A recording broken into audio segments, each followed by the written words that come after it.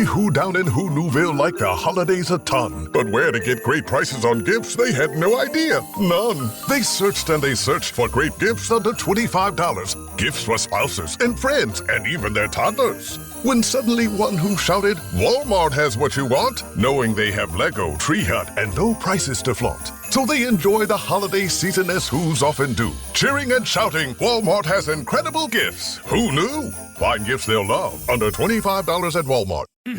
Oh, Hilton stay, your beds are soft and cozy.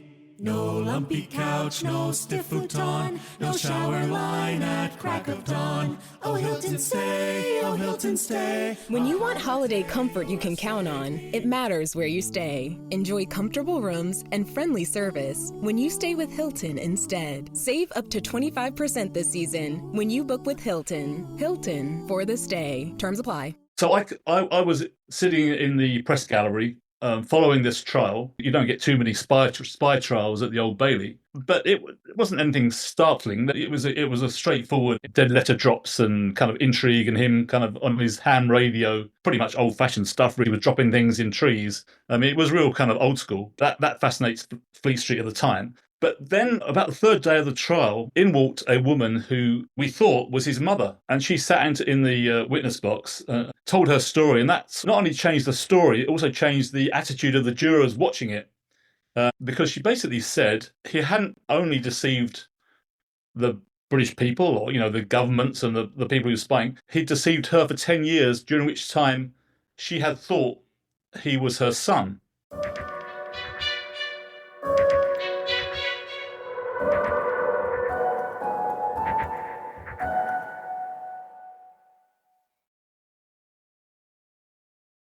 Welcome to the Spy Masters podcast. I'm your host, Antonia Senior. I'm a writer and journalist, and it's my mission to bring you all the best writers on intelligence, fact and fiction, historical and contemporary. This episode is about A Spy in the Family. It's by two journalists, Paul Henderson and David Gardner, who followed the incredible story of a Czech spy, which they first came across at his trial in 1989. It seemed pretty straightforward, and then they uncovered an incredible true story of betrayal and intrigue. And I'm joined on the podcast by one of the authors, David Gardner. We talk about the woman who thought the spy was her long-lost son. We've got some fantastic guests coming up on the podcast. So don't forget to follow us, review us, subscribe wherever you get your podcasts so we can keep bringing you all the best writers on spies. And now I'll hand you over to me, talking to David Gardner about A Spy in the Family. David, thank you so much for joining me on the Spy Masters podcast. Oh, it's a pleasure to be here. Thank you. So we're here to talk about your really incredible book about a spy, his family, double identities, paranoia, espionage. It's got everything. The story of how you and your co-author actually came to write it is also sort of part of the tale. So can you tell me a little bit about who you both are and why this story is the one that grabbed your attention and why you've been following it all this time? Yes, it's going to age me or age both of us. But yeah, the story starts kind of 35 odd years ago when my co-author, Paul Henderson, and myself were working for the Daily Mail in London. At the time, I was a crime correspondent. And I was assigned to cover a court case at the Old Bailey, which I know a little bit about. It was a spy, a Czech spy who'd been caught red-handed, sending messages to his spy masters in Prague. But I was having real trouble finding stuff about this guy. And as it happened, MI5 and Special Branch were having the same kind of problems because he was, and I think he remains, the only person ever to be in the dock at the Old Bailey when actually nobody knew who he actually was. I mean, nobody knew his real name. He was in the dock under the name of Erwin van Haarlem. So I was sitting in the press gallery following this trial, which, I mean, it was interesting. Obviously, you don't get too many spy trials at the Old Bailey. But it wasn't anything startling. It was a straightforward, if that's such a thing, dead letter drops and kind of intrigue, and him kind of on his ham radio, kind of pretty much old-fashioned stuff, really old-fashioned spying techniques. He was dropping things in trees. I mean, it was real kind of old school, which, that fascinates Fleet Street at the time. But then, about the third day of the trial, in walked a woman who we thought was his mother. And she sat in the witness box and told her story. And that sort of changed the whole, not only changed the story, it also changed the attitude of the jurors watching it. Because she basically said, in a nutshell, he hadn't only deceived the British people or, the governments and the people who were spying. He'd deceived her for 10 years, during which time she had thought he was her son. So she gave some more detail out basically about her history in the Netherlands. She was from Holland. Paul Henderson, who's now my co-author and has been my friend for 35 years, he just joined the Mail from another newspaper, and he was kind of the hotshot guy, who went all the fun trips. I stayed in London at the Old Bailey, and he was given the task of the next day of tracing this mother and seeing if he could get an interview with her, with a full interview about what happened. And that is the basis for our book. So Paul went to Holland. He did manage to speak to the lady Johanna Von Haarlem. The story kind of started unfolding from there. But Paul and I kind of became friends about that time. We worked on this story together. We got a good scoop, as you call it. It was the front page of the Mail on that weekend, a couple of pages inside with an interview with the mother, details of the spying. He got convicted and sent down for 10 years, which was quite a big sentence for what he'd done, especially no one seemed to really know what he had done. And this story stuck with us, really. Over the years, we kept meaning to write a book. We talked about it, and we never got round to it. We kind of, every time we'd meet for a drink or our families got together, we got to know each other pretty well. We talk about it and didn't do it. Paul was editor of the Sunday Mirror at the end of his career and the People, and he retired a couple of years ago. And we basically found that we had the time to get together and put the whole thing together. And strangely enough, had we tried reasonably close to the time to write a book, no one would have talked to us, really. The special branch certainly wouldn't. MI5 wouldn't. The judge wouldn't. Any of the policemen wouldn't. And the spy wouldn't. And Johanna did talk to us. But as it turned out, all that time later, they pretty much all talked to us. We spoke to the judge. We spoke to special branch officers who retired. We even got a lot of information, which we can talk about, but from the Czech intelligence services, because now that's no longer, it's no longer Czechoslovakia for a start, and it's no longer under Russian control, and it's all publicly available. So we had 10,000 pages of records from Prague. So that's in a nutshell, that's the background to the story and to our friendship, actually. It's an absolutely incredible story, and I'm glad that you waited to tell it, so you can tell it so completely and so beautifully. You start with Johanna in Nazi-occupied Netherlands, and it's quite an extraordinary tale. Tell us a little bit about her family and how she came to, have a son that then she lost. Yeah. She was a teenager when the Germans kind of rolled into the Netherlands. It was a fairly short, I think 4 days they held out in 1940. So the Netherlands spent most of the war under occupation. And her family, to a great degree, were collaborators. Her father was a collaborator. He was a kind of an opportunist in some ways. He had his own reasons. He had Jewish blood in his family. One of his parents was Jewish. So he felt that rather than run, or rather than try and hide his identity, he would take the other tack and basically throw his house open to the German officers. So he was fairly open with it. He got a lot of business with them. So it wasn't a big deal, in the family at least, for Johanna to date a German soldier who was back from the front, young guy, Polish-born. He took her out a couple of times, and then he took her to a dance at the barracks, the German barracks, and pushed her down and sexually overpowered her quite aggressively. As a result of that, a few weeks later on, she discovered that she was pregnant. So that was the problem, because her father might have been a collaborator, but he certainly was not happy about her being pregnant. And he basically said, he called the baby a war product. He wouldn't have a war product in his house. And he sent her away to have the baby at a maternity home in Amsterdam that actually was set up for this reason, because either for women who'd been raped by soldiers or who'd had consensual sex with the soldiers, because the regime at that time prized Dutch people. They kind of suited their idea of Aryan identity. So they were even encouraged to impregnate some of the girls there in this kind of twisted idea of a master race. So that was the sort of side issue to it. But in terms of Johanna, she had the baby, eventually tried again to come home, and again she was turned away by her father and her mother, who was basically subservient to the father. Johanna's attempts to try and hang on and carve out a life for herself with her baby are absolutely heartbreaking. I mean, that, you know, you guys write it beautifully, but I mean, she obviously talked to you a lot about what that was like, and I found it quite difficult to read in parts. I've got 3 children.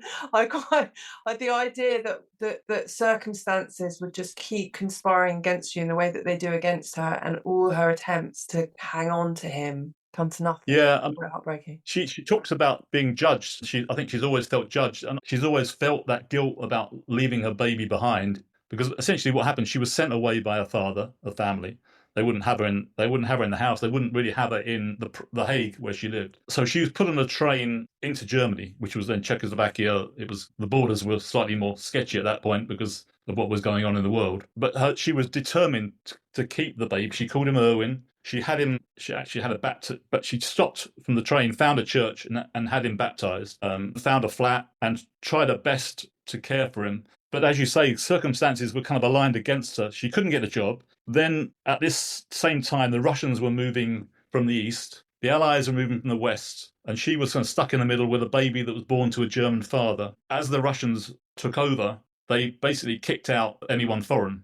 So she wasn't allowed to stay. So the Red Cross said, look, you can leave the baby with us at an orphanage and you can come back. We will make sure that it's possible for you to come back and collect Irwin when it's possible.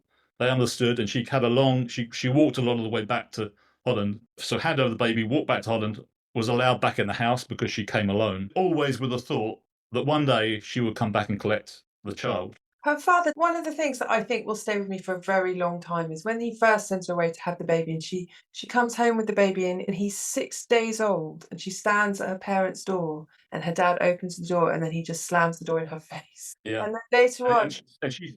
she sees her mother upstairs looking out the window as well, and the mother does not come down, you know. You just want to, like, jump back in time and just, you know, smack them all to a pulp, really, don't you? But and then she, you know, and then later on the Red Cross actually get in contact because she's made sure that it's possible. And then there's this awful thing that she kind of did a deal that if she takes the baby back, she has to pay towards the bill of them caring for the baby for the years that she was away, and she hasn't got any money. And her father says it's horrific, and she cared for him for 3 months. So she had long enough to really bond with this baby, and then she just cannot get him back. No. And she wasn't even told when the Red Cross first came back, and this is after the war, contacted the family and said, look, we have the child, you can get it back, you know, we'd have to pay this amount of money. It was a fair amount, but it wasn't something, you know, she didn't have to come up with in one go. I think it could have been sorted out one way or another. Certainly her father had the money to help, but he didn't even tell Johanna that they'd called. So they were sent away, and there was some paperwork which she eventually discovered. But he just browbeat her, really, made it impossible, said he wouldn't give her the money, basically said that the baby was better off, the child was better off in the orphanage than back in Holland. And there was this idea, certainly in his head, that because it was a German soldier who was the father, that would reflect, the shame would reflect on the family, and he was trying to kind of rehabilitate his reputation, and he saw this as a major black mark against the family. So essentially, she was left to get on with her life and supposedly forget about the child, but she never did.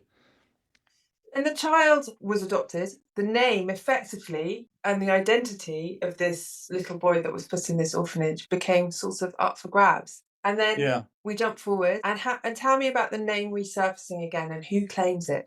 Well, yeah, I mean, we can stick with Johanna because she was, for a while, she didn't look. I think it was just too overwhelming. But as she became a woman, she got married.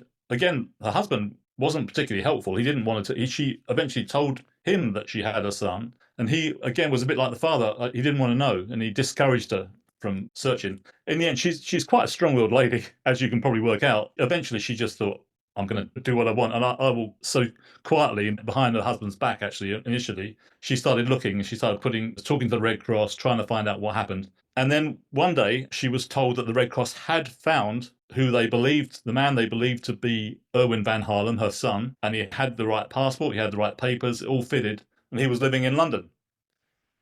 So the Red Cross sent Irwin, as he appeared, a letter saying would he meet her, and then we kind of crossed from her to the spy. We know in the book we don't try and hide the fact he's a spy, because he suddenly has this dilemma. This mother's come out of the blue. Should he meet her? He's in London, undercover. Should he risk his cover being blown by meeting her? And they basically said he's a spy master. Yeah, go ahead, meet her, try and see how it goes, really. And so there's this kind of wonderful meeting in London in the snow just after New Year in the 1970s. And strangely, she has a kind of rough crossing across the Harwich, and she's walking around trying to pluck up the courage for their meeting the next day, and she just sees him, recognizes him through a photograph, sees him in around Leicester Square, and they kind of meet up, and it's this kind of wonderful reunion that she never thought she'd had. She said it was the best day of her life at the time.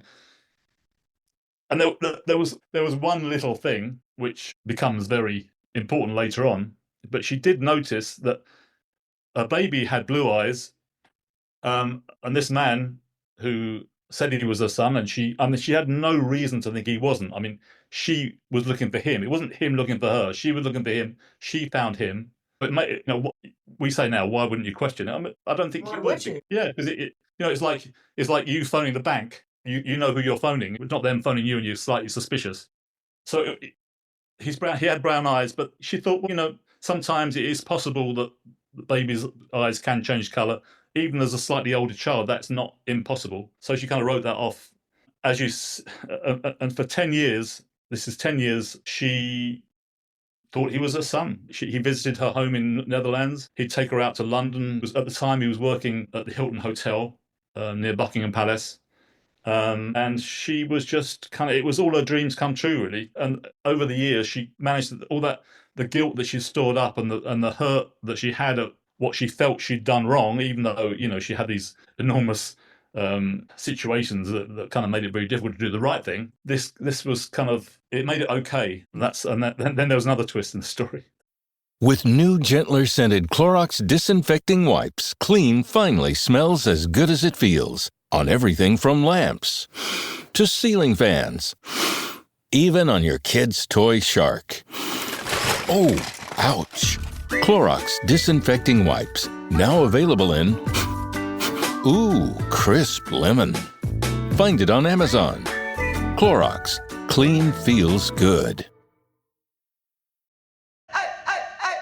Meet the computer you can talk to. With Copilot on Windows, working, creating, and collaborating is as easy as talking. Got writer's block? Share your screen with Copilot Vision to help spark inspiration, and use Copilot Voice to have a conversation and brainstorm ideas. Or maybe you need some tech help.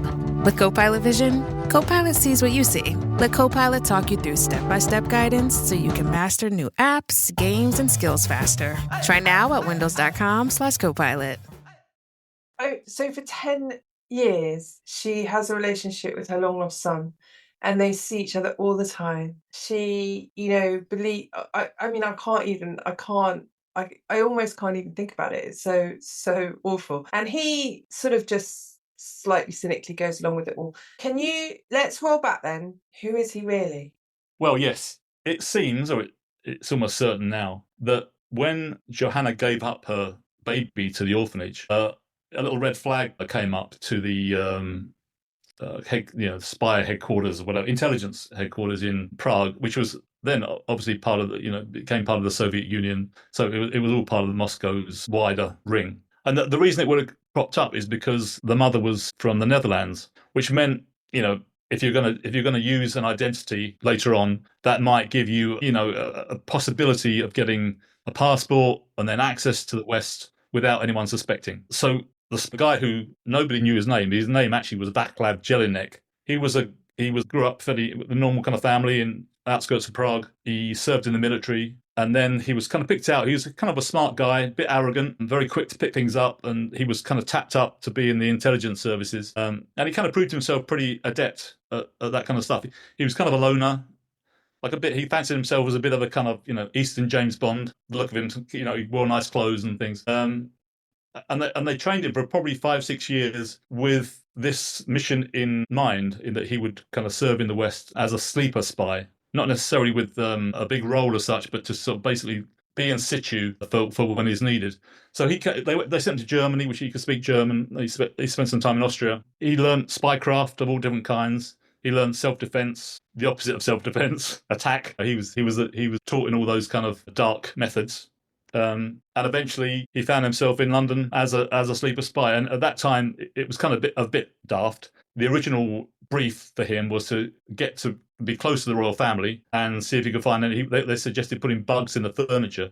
And the idea was he'd become a waiter at the closest Hilton hotel to Buckingham Palace and try and wheedle his way in, which is fairly ridiculous, really, and he soon realised that was kind of a non-starter. I found all that completely fascinating. I found the unbelievable naivety of his spy masters, who seem to think that if he just sort of hung around near Buckingham Palace, he would eventually meet the royal family and be able to inveigle his way into their confidence. Yeah. I mean, that genuinely does seem to have been the plan. Yeah. We have paperwork that proves it. He had to admit they came over because they were kind of a bit. They said you're giving us nothing here, and he had to admit that the closest he got to the royal family was watching the Trooping of the Colour. So which anyone could do. So that I think they worked out pretty soon that wasn't going to work. Then they tried to get him to ingratiate himself in the Labour Party, which again was fairly hard. He had a strong Czech accent. He had no ins. He had no contacts. So that was all. So his first couple of years were really a failure and also a bit sad because he left behind his parents. They didn't know where he was or what he was doing. He had to cut all ties, stay in touch with any friends. So he was pretty much alone there. He couldn't have a girlfriend, so he had to just have. I mean, he basically had one night stands, meeting women at discos. So, and he was extremely lonely at some point, and trying to. He was saying he wanted to go home. And then he not so much chance, but he zeroed in on the Jewish community in London, which were very much then involved in the Refusnik cause, basically trying to get Jewish people who wanted to leave Russia. Help them leave because they weren't actually being allowed to leave. A lot of them were talented academics and scientists, and the Russians basically were refusing them,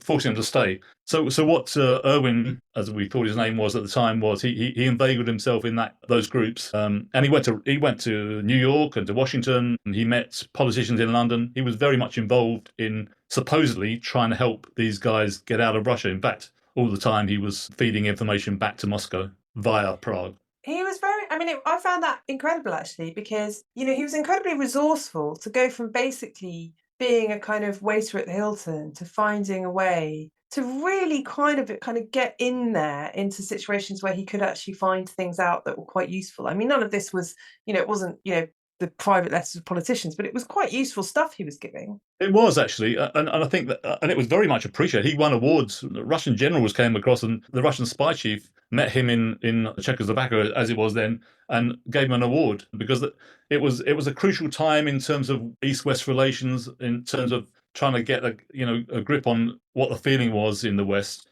and he was certainly helping with those things. We spoke to quite a few of the people who knew him then, and he was quite charming. He managed to persuade Prague to let him to leave the waiter's job in the hotel, and they set him up as an art dealer in miniatures. I don't think he knew much about miniatures, but I mean, it certainly suited his self-image to be an art dealer in London. So he had girlfriends, and the people he befriended genuinely liked him, and even when he was arrested later, they were in two minds because they were definitely felt betrayed, but there's still a sense that he was kind of a nice guy underneath it. I mean, I think essentially he was quite cold, really. He was so good at what he did, and he was able to separate the two personalities almost. So he could be friendly and charming and probably mean it, but at the same time, he was a very professional spy. I found that all very interesting because, obviously I read and think a lot about espionage, and I wonder if you think that, he was sort of cold and able to disassociate in that way. Was that part of why they picked him, or did the life create that kind of persona? I think it was part of why they picked him, because he was it goes back to the arrogance I mentioned. He was almost, in the early days, according to his intelligence reports, they were kind of a bit wary of him because he was too arrogant, too cocky, and that put them off because he was he thought he knew it all. So I think that element is there. I think he maybe is a bit of a narcissist. I think he thought he knew better than other people. Yeah, in that kind of job, right? In that role. And I think, again, as we found out later on, I don't think it was personal. I think he genuinely liked the people in the Jewish community, and he had genuine friends. I think they would say that now, and they do say that now, that he was a friend. But I think he always had his eye on the prize. He was all throughout this period. He was feeding information back all the time. Anything he went to Russia, he met refugees in their home. He was welcomed in, great hospitality, and then he would send all the information he had effectively back to the Kremlin. I was quite interested in the persistence of his motivation. It's late in the communist attempts to build utopia. Everything's beginning to collapse. He's a man who likes sharp suits and nice watches. Like, he's not a self-denying socialist. So what keeps him ideologically motivated? They said there were. I mean, again, I'm going by the reports. that seems to be a positive throughout, that they seem to think that he was ideologically aligned. One thing I thought was really interesting with this was at one point he had a girl he liked, a woman, and they clearly got a bit further on with their relationship. I mean, I think they were meeting quite regularly, and I think secretly. And then at some point he thought, okay, I better tell my bosses what's going on. And they basically said he had to stop it, but not necessarily because of who she was. It was more who she was mixing with, because she had a communist roots. She was quite left-wing. And so as far as his bosses were concerned, it would have been way better if she'd been a right-wing Tory, because it would be less kind of obvious. If they felt that if they were hanging out in kind of left-wing communist circles and he's a Russian spy, that's kind of a bit of a giveaway. And so they ordered him to stop that relationship, and he did. I almost felt sorry for him at that point, and then I remember how he treated his not mother, and all sympathy evaporated immediately. So another thing that I think you do beautifully in the book is you sort of describe how the life that he's living, although he's very good at it, begins to take a toll, and he begins to get paranoid, and he begins to kind of really struggle. But then in like a lot of paranoias, it's sort of semi-justified, isn't it? Because he is being watched by the end. Yeah, that's right. That's right. There were a couple of triggers. I think, he'd been there a long time. He'd been there nearly 10 years. And I think a couple of things had happened. There was a defector who, didn't know who he was, but certainly knew his code name, which was Gregert, which is, so there was that. And there was another GRU officer who apparently had been spotted meeting him in a pub. Or at least, if not meeting them, after they were close, seeing in the same area anyway.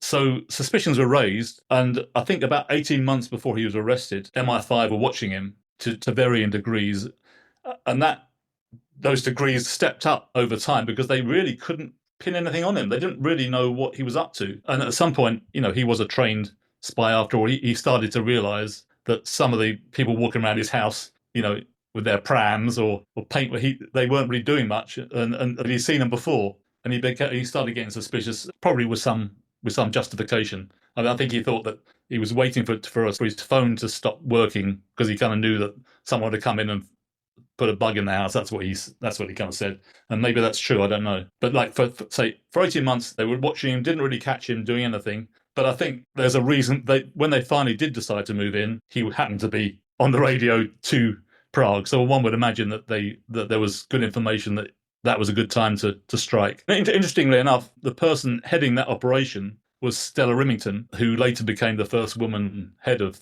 MI5. So she was heading up the operation to watch him and then to eventually arrest him. Was it a kind of key moment in her career, do you think? Nailing him? Like, you don't nail spies very often, do you? She was head of counter-espionage, wasn't she? It's quite hard to actually get them in court and get them into jail. Yeah, I guess overall it was good because I think she probably would have rather caught him out doing something a bit more than they did. I mean, there were when they caught him, he was on the radio. There were one-time pads hidden in his soap. It was kind of classic spy stuff, really. And he apparently tried to hide. He did have a few secrets that he tried to flush down the toilet. Well, he did. He succeeded in flushing down the toilet.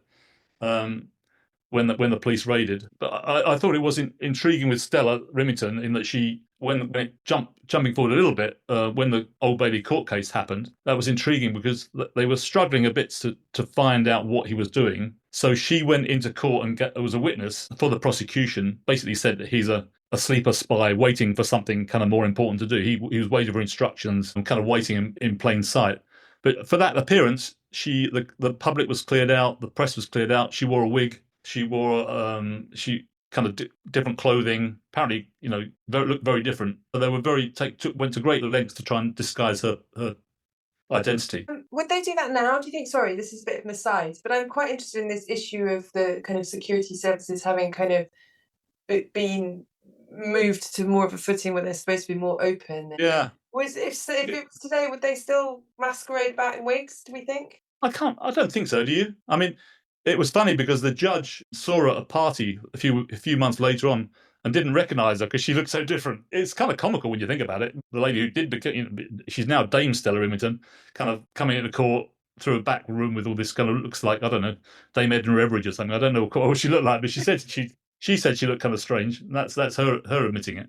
Yeah, extraordinary stuff. The news reaches Johanna that her son. That was the first.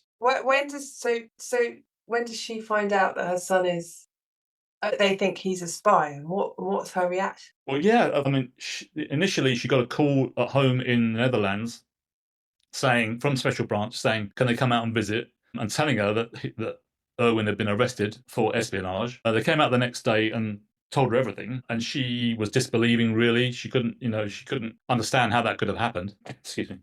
But they questioned her for, I think, a whole day and a night, every detail, and then right at the end, they asked for a blood sample, which she gave them. Didn't really think much of it. But another interesting thing about this story is it was right at the timing of it was right at the beginning of DNA. So it hadn't been tested in court before. Special Branch didn't believe anything this guy said. So they didn't really believe he was who he said he was. They didn't believe that she was his mother. His whole story they were questioning. So they decided to do a DNA test. So they managed to persuade him through his lawyer to give a test as well. He does a test, and a few weeks later on, because he does the test too, again, thinking it's fine, not really knowing about DNA, not knowing that could be a kind of fatal flaw in his case, and it comes up, she gets a report, it said that basically there's a minute chance that he was a son. I mean, 1 in 1,800,000, something like that. So basically, it wasn't her son. And even then, she was kind of wavering. She decided to fly to London to see him, to kind of confront him. I think basically she wanted to say, look, I don't care if you're a spy. I'll stand by you. I know what it's like to be abandoned. I will stand by you. Just tell me you're my son. But to him, the game was up. He didn't really feel like he had any use for her anymore. So it's like the cold tap went on. He just blanked her. He didn't even try and pretend or say sorry. That was it, really. It's completely heartbreaking. I mean, poor Johanna, 10 years of her life and all the trauma in the early years of her actual child. Now, there is a third part to this story, but I don't think we should go too far into it, because I think the listeners to this will be so gripped as I was, and that they will want to know. So so the third part of the story is you and your colleague Paul basically setting out to try and find the real Irwin, isn't it? Yeah, we started it soon after the court case because obviously there was a big question mark. Now, what happened to her son? Where is he? And that was that once again was dominating her life, because she as she said, she'd almost wasted 10 years believing everything was okay. That was 10 years she could have spent trying to find the real son. So Paul actually went out to Czechoslovakia with her. It was Czechoslovakia then. It was still Cold War Czechoslovakia, so it was still difficult. And they got some clues. They found the orphanage initially. That was in the early 90s. We helped kind of put a lot of clues together, but couldn't quite close the case. And it wasn't until some years later on that there was a better resolution to the whole thing. We, and particularly Paul, played a very big part in that. Well, I'm definitely going to recommend to my listeners that they read the book to find out the resolution, because they must. Johanna, is she still with us? Yes, indeed. She is now 100 years old. She is. Wow. Well, she would be, obviously. I know. I mean, to have lived through all that, I mean, she's super resilient. She's kind of lively. I mean, I should add that she had another son, a younger son, who's still close to her, who's still close and was kind of with her in this whole journey. But yeah, she still plays table tennis. I mean, she's still got a lot of friends. She went full circle, let's put it that way, with a story with the child. And the last 10 years, 15 years, she found that happiness that she kind of really looked for all those years. She kept looking, kept trying. Has she read the book? She has the book right now. The Postal Service thing as it was, it's only come out last week. Sent her a copy. writing about a real person like Johanna, did you feel a responsibility in that? Because it's quite very much so. Quite a personal story. Yeah, very much so. And that was kind of perhaps one of the reasons we delayed a bit, maybe. It's the story is really about her. I mean, it's a spy story. Obviously, it's important to tell Erwin van Haarlem's story, the spy's story. But we felt from the start that what distinguished this one from many other stories is that, it's one woman's resilience. She faced so many difficulties. I mean, right from the early days to this horrendous situation, when she was an older woman. And she kept going. That would have ruined a lot of people, wouldn't it? And, a parent to discover they'd been deceived in such a way. But she pulled herself together, and she kept searching. And she would not take no for an answer, really, she wouldn't. And I think another person would never have been able to keep going. Because even latterly, when the story took a better turn, it was really her pushing it. She kept pushing people. She was determined, and eventually it paid off. But her resilience, that the story of her life, really, living through such sort of tumultuous times as a young kid, through the Cold War, which she had, she lost her son twice, essentially, in the most difficult, both of them, horrendous circumstances, but kept going. So, we were very aware of that the whole time. And we have a very good relationship, Paul particularly, I must say, over many years now. And, I think we felt a certain responsibility and we're kind of proud to have told her story from start to finish and show what an incredible woman she is. Well, I think you've done a marvellous job. I think it's absolutely wonderful, and I couldn't stop reading it, and I highly recommend it. That's so kind of you. Thank you so much. And another thought that I had about it just before I let you go was that, quite often doing this podcast and kind of reading the books that I read, we sort of think of spying as a great lark. But actually, this was quite a good reminder that sometimes the kind of this is a game that has victims, right? And we just saw it in one way, but for Johanna, it was devastatingly real, what the way people played with her lives. And the fact that he could, send that kind of casual letter to his spy master going, what do I do about this stupid old woman who thinks I'm her son? And they're like, just make friends with her. It was horrific. Yeah. I tell you what, he kind of got his comeuppance in the end in a way, because it was kind of a sad end for him too, because by the time there was a deal done, he got 10 years, but he only served about 3, and there was a deal done with the Czechs then to send him back. By the time he went back, no one cared anyway. No one cared about any of his work. No one cared about him because it was a different time. Soviet Union was crumbling. Everything had changed. So he became a bit of a kind of a sad character in his own country. And what we found right at the end, which was kind of weird, he died a couple of years ago. We found his grave. And kind of bizarrely, on the gravestone, there's a book. And on one side of it is his real name, Václav Jelínek.